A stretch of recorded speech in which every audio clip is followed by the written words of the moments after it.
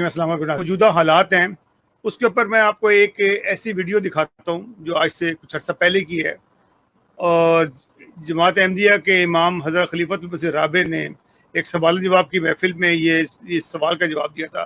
جو فلسطین کے حالات ہیں، جو آج کے حالات ہیں، اسی قسم کے حالات آج سے 20-25 سال پہلے بھی تھے۔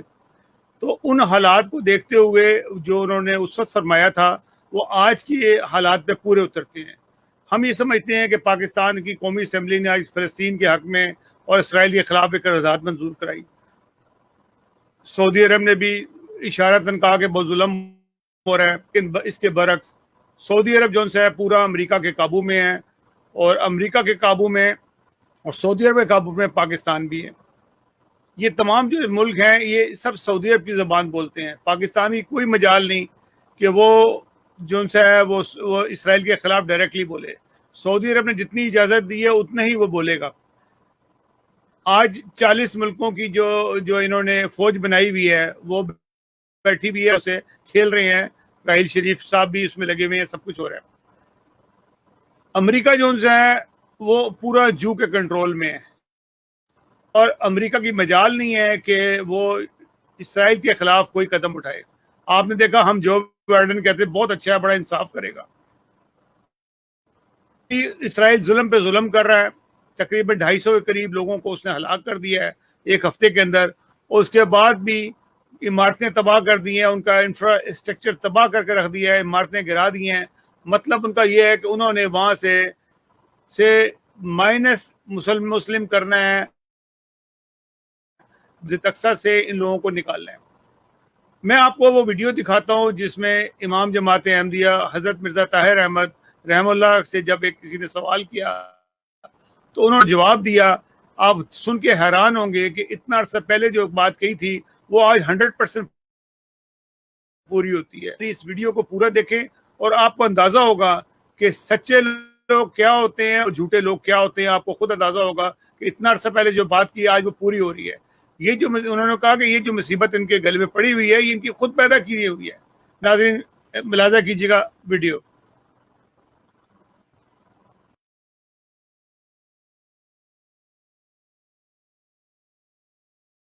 سوال جو یہ پوچھنا چاہتے ہیں ہمارے مہمان جی، وہ اس کا تعلق جماعت احمدیہ سے نہیں ہے، وہ ایک عالمی سطح کا سوال ہے کہ یہ عالم اسلام پر جو موجودہ حالات ہیں آج کل، خاص طور پر مڈل ایسٹ میں، خاص کر فلسطینی بھائیوں کے ساتھ جو کچھ ہو رہا ہے، یہ آپ کی نظر میں ایک خدائی عذاب ہے یا ایک دنیاوی گندی سیاست کا نتیجہ ہے؟ آپ کا اس کے متعلق آپ کی نظریات کیا ہیں؟ خدائی عذاب کیا ہوتا ہے یہ اگر سمجھ جائیں تو یہ سوال خود بخود کھول جاتا ہے۔ خدائی عذاب سے مراد یہ ضروری نہیں ہوتا کہ اللہ تعالیٰ زبردستی کسی کو جہنم میں جھونکے، بلکہ جو لوگ عرفان رکھتے ہیں قرآن کریم کا ان کو پتہ ہے کہ ہر عذاب انسان کا اپنا پیدا کردہ ہوتا ہے۔ جہنم بھی انسان کی اپنے پیدا کردہ ہوگی۔ اللہ تعالیٰ بار بار قرآن کریم میں فرما چکا ہے کہ میں ظالم نہیں ہوں، جو کچھ تم سزا پاؤ گے تمہارے اپنے کی ہوئی سزا ہوگی، اپنی بنائی ہوئی جہنم ہے۔ تو اس بنیادی فلسفے کی روشنی میں ہر عذاب کا مسئلہ حل ہو جاتا ہے۔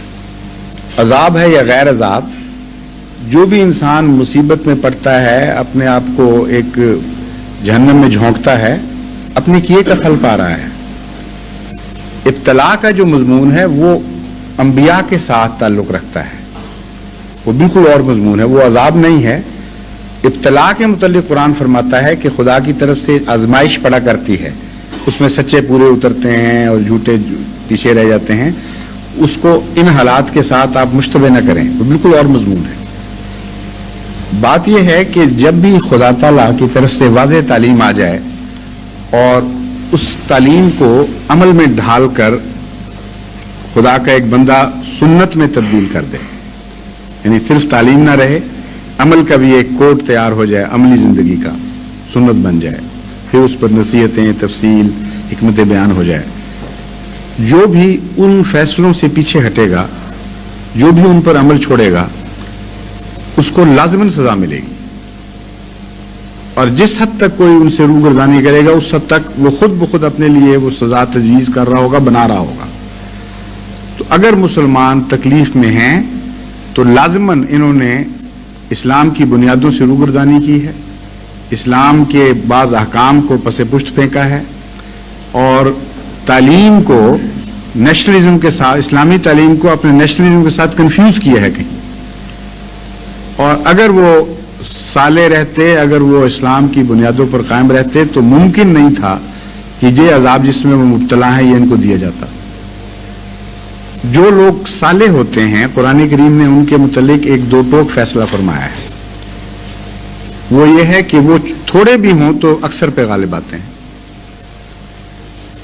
کہیں یہ نہیں فرمایا کہ اکثر صالح ہوں اور تھوڑے بدماش ان پر غالب آ جائیں۔ ایک آیت میں بھی اشارتاً یہ مضمون نہیں ہے۔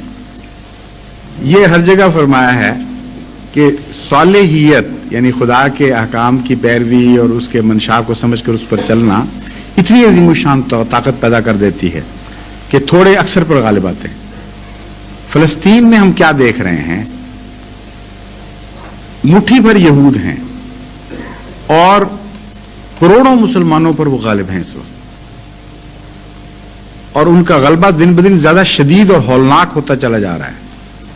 اس قدر کھلے کھلے مظالم کر رہے ہیں، انگلی نہیں اٹھ سکتی اس کے خلاف کسی کی۔ وہ جو گھرے ہوئے بھوکے مر رہے ہیں غریب فلسطینی، اوپر سے وہ بخت ان کے اوپر بمبر سا رہے ہیں، ان کو پہلے بھوک مار رہی ہے، کتے کھا رہے ہیں غریب جان بچانے کے لیے، اور اوپر سے آگ میں ڈالا جا رہا ہے ان کو، اور بے دھڑک ہو کر دلیر بے حیائی کے ساتھ ان پر بمبارسی ہو رہی ہے۔ کوئی دنیا کی طاقت ان کے خلاف نہیں اٹھا رہی انگلی۔ وہ تو خیر دشمن ہیں اسلام کے۔ مسلمانوں میں سے کون سی طاقت ہے؟ سعودی عرب نے کہاں بیان دیا ان کے حق میں؟ بتائیے، کہاں کہا ہے کہ ہم اے ویکس اب استعمال کریں گے اپنے اور ہم حملہ کریں گے اور سزا دیں گے ان ظالموں کو جو مسلمان بھائیوں پر یہ ظلم کر رہے ہیں؟ انگلی کا اشارہ الگ رہا، زبان ہلی تک نہیں کسی کی، چپ بیٹھے ہوئے سارے۔ اور پھر یہ کہنا کہ خدا کا عذاب ہے اور ہم بیچارے مظلوم مفت میں بیٹھے مارے جا رہے ہیں، بالکل ظلم اندھیر نگری ہے۔ اندر سے کھوکھلے ہو چکے ہیں، کوئی اسلام باقی نہیں ہے۔ سچا اسلام ہو تو ممکن ہی نہیں ہے کہ تھوڑے لوگ زیادہ مصلحین کو اور سچوں کو برباد اور ذلیل اور رسوا کر کے رکھ دیں۔ رسول اللہ صلی اللہ علیہ وسلم کے زمانے میں جب پہلی دفعہ جہاد فرض ہوا تو اس وقت خدا نے یہ وعدہ کر لیا تھا کہ جہاد میں کمزوروں پر فرض کر رہا ہوں، لیکن اس وعدے کے ساتھ کہ کمزور ہونے کے باوجود خدا تعالیٰ تمہیں غالب کر کے دکھائے گا۔ جہاد کے ساتھ ایک وعدہ خدا کا شرط مشروط ہو گیا، اس کا جز بن گیا ہے۔ فرمایا اذن للذین یقاتلون بانہم ظلموا وان اللہ علی نصرہم لقدیر۔ اجازت دی جاتی ہے ان لوگوں کو جو جن کے خلاف تلوار دیر سے اٹھائی جا چکی، یقاتلون پہلے سے دشمنوں پر حملہ آور ہے، اب اجازت مل رہی ہے۔ بانہم ظلموا، مظلوم ہیں، ان کے اندر اتنی کمزوری ہے کہ ہر ظالم آدمی اٹھ کر دلیر ہو کر ان پہ حملہ کرتا ہے، ان کے اندر طاقت ہوتی تو مجال تھی کسی کے ان کے خلاف اٹھتا، اس قدر کمزوری کی حالت ہے۔ ساتھ ہی فرما دیا ان اللہ علی نصرہم لقدیر، اجازت دینے والا پھر اس بات پر قادر بھی ہے کہ انہیں غالب کر کے دکھائے، اور وعدہ کرتا ہے کہ غالب کرے گا۔ یہ ہے خدا تعالی کی تقدیر جو قرآن نے کھول لی ہے ہم پر۔ کوئی تقدیر جو اس تقدیر کے مخالف چلتی ہوئی نظر آئے گی وہ جھوٹی تقدیر ہے، اس کا قرآن سے کوئی تعلق نہیں۔ اس لیے اگر یہ جہاد ہو سچا اور جہاد کرنے والے جہاد کی شرائط پوری کر کے جہاد لڑ رہے ہوں تو ممکن نہیں ہے کہ خدا اس وعدے کو بھول جائے جو حضرت محمد مصطفیٰ صلی اللہ علیہ وسلم کی زبان پر جاری کروایا ہے۔ خدا سچا اور دنیا میں سب سے سچا حضرت محمد مصطفیٰ صلی اللہ علیہ وسلم، اس سے پکا وعدہ اور کیا ہو سکتا ہے؟ ان اللہ علی نصرہم لقدیر۔ ہم اجازت ہی نہیں دیتے بلکہ کمزوروں کو حوصلہ دلاتے ہیں، ہم پیچھے کھڑے ہیں تمہاری، بالکل پرواہ نہ کرو، اور ان کو لڑوا کر جب لڑوائے مروا دے۔ وہ اسلام کا خدا ہے نعوذ باللہ من ذالک جو یہ کام کروا رہا ہے۔ اس لیے اپنا آپ دیکھیں، اپنا تجزیہ کریں۔ اگر یہ وعدہ حق میں پورا نہیں ہو رہا تو لازماً اندر کمزوریاں اور نقائص ہیں. ان معنوں میں یہ عذاب الہی ہے کہ آپ نے خود روگردانی کر کے اللہ کی رحمت سے محرومی اختیار کر لی ہے اور دیکھ نہیں رہے کہ کیا ہو رہا ہے. پھر خدا تعالیٰ نے فرمایا تھا کہ رابطو، دشمن کی سرحدوں پر گھوڑے باندھو، ان کی چلاکیوں سے باخبر رہو، اپنا حفاظت کا انتظام اس طرح نہ کرو کہ گھر بیٹھے رہو، جب دشمن حملہ کرے تب پتہ چلے. رابطو کا مطلب ہے ہمیشہ سرحدوں پر رہو، نگران اور حفاظت کرنے والے، تاکہ پہلی لائن ڈیفنس پر حملہ ہو اس وقت تم لوگ خبردار ہو جاؤ. یہاں یہ حال ہے کہ مکے اور مدینے میں دشمن گھس گیا ہے، ابھی تک عالم اسلام کو خبر ہی نہیں کہ کیا ہو رہا ہے ہمارے ساتھ. یہ امر واقعہ ہے اور اتنا ہولناک واقعہ ہے کہ مسلمانوں کو اگر اسلام سے سچا پیار ہو تو ان کی راتوں میں نیند حرام ہو جانی چاہیے اس بات کے اوپر. ساری دنیا میں سعودی عرب کا نفوذ اس عالم اسلام پر ٹھونسنے کی ایک نہایت خوفناک سازش ہے جو کھل رہی ہے، دن بدن زیادہ ہو رہی ہے. پاکستان کلیتاً مٹھی میں آ چکے ہیں سعودی عرب کے، ملیشیا، انڈونیشیا، افریقہ کے ممالک، ہر جگہ سعودی عرب پیسہ دے کر اسلام امریکن طرز پر ایڈز دے دے کے اب ان کو قابو کر رہے ہیں. اور کون مسلمان نہیں جانتا کہ سعودی عرب 100% امریکہ کی غلامی میں ہے. تمام دنیا میں کوئی ایک حکومت ایسی نہیں جو سعودی عرب سے بڑھ کر امریکہ کی یسر غلام ہو اور 100% ان کی مٹھی میں ہو. اور کون مسلمان یا کون دنیا کا آدمی نہیں جانتا کہ امریکہ خود اس وقت جوز کی مٹھی میں یوں بند ہے کہ ہل نہیں سکتا.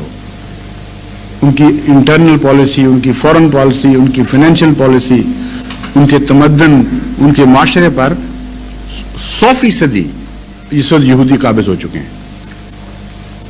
پالیسیاں ان کی بنتی ہیں اسرائیل میں اور وہ ٹھوسی جاتی ہیں. ریگن جب ننگا ہوا ہے تو صاف پتہ چلا کہ یہ تو امریکہ کا تو یہ حال ہے کہ اتنا بڑا ملک ہو کر ایل سلواڈور وغیرہ ان ممالک میں سازشیں کرنے کے لیے یہود کے تابع بنا ہوا، ان کی مدد سے کام کرتا ہے. اب بتائیں اس سے زیادہ خوفناک سازش کیا ہو سکتی ہے کہ مکے اور مدینے کو عالم اسلام پر یہودیت نافذ کرنے کے لیے استعمال کیا جائے. آواز مکے اور مدینے سے پھوٹے گی، سارے مسلمان سمجھیں گے کہ یہ ہمارے آقا کی بستی کی آواز ہے، ہم اس کے غلام 100% سمعنا وأطعنا، ہم نے سنا اور ہم نے قبول کیا. یہی آواز ہوگی جن کو عشق ہے. اور یہ نہیں پتا ہوگا کہ یہ آواز چلی مکے اور مدینے سے نہیں ہے بلکہ امریکہ سے ایک باز گشت ہے آواز کی، جس کا آغاز ہوا تھا اسرائیل میں. اب اسرائیل جو چاہے گا عالم اسلام سے منوانا وہ امریکہ کی معرفت سعودی عرب کے رستے سے منواتا چلا جائے گا اور آپ کچھ نہیں کر سکیں گے.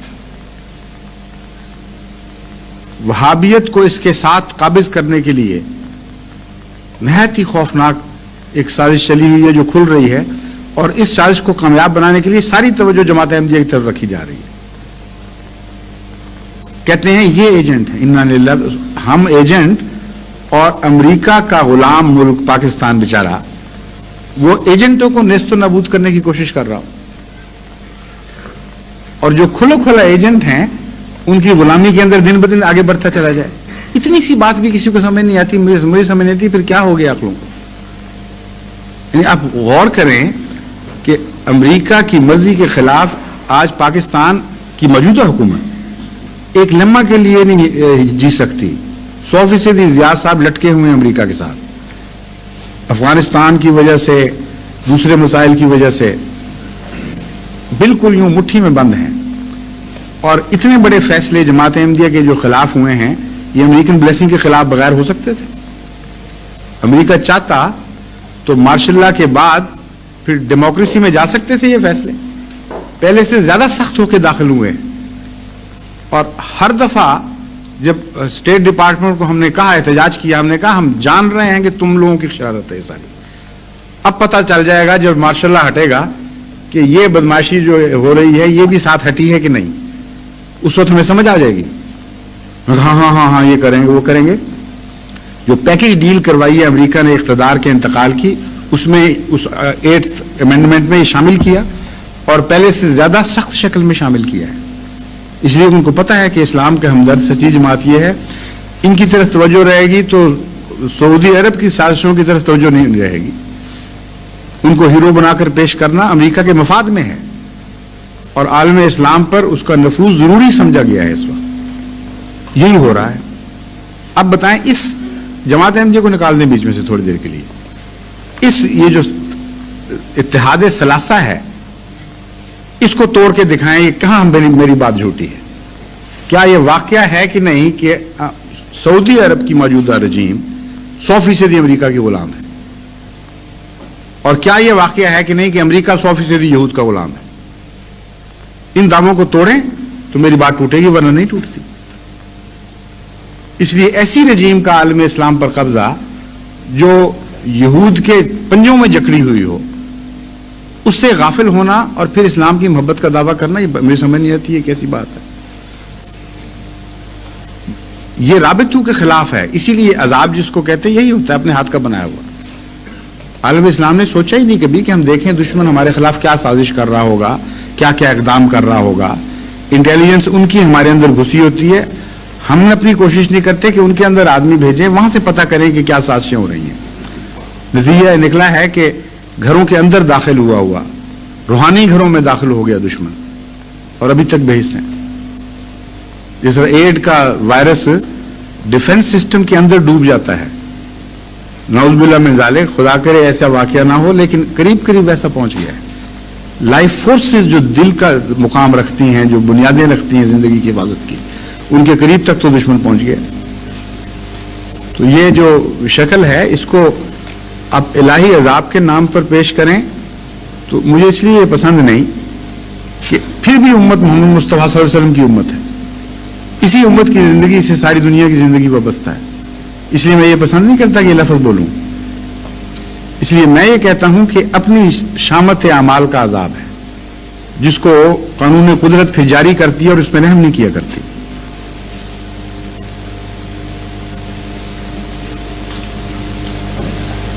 اور کوئی دوست؟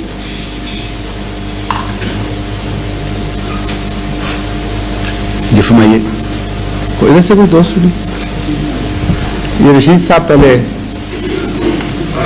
نہیں, آپ تشریف آئیے.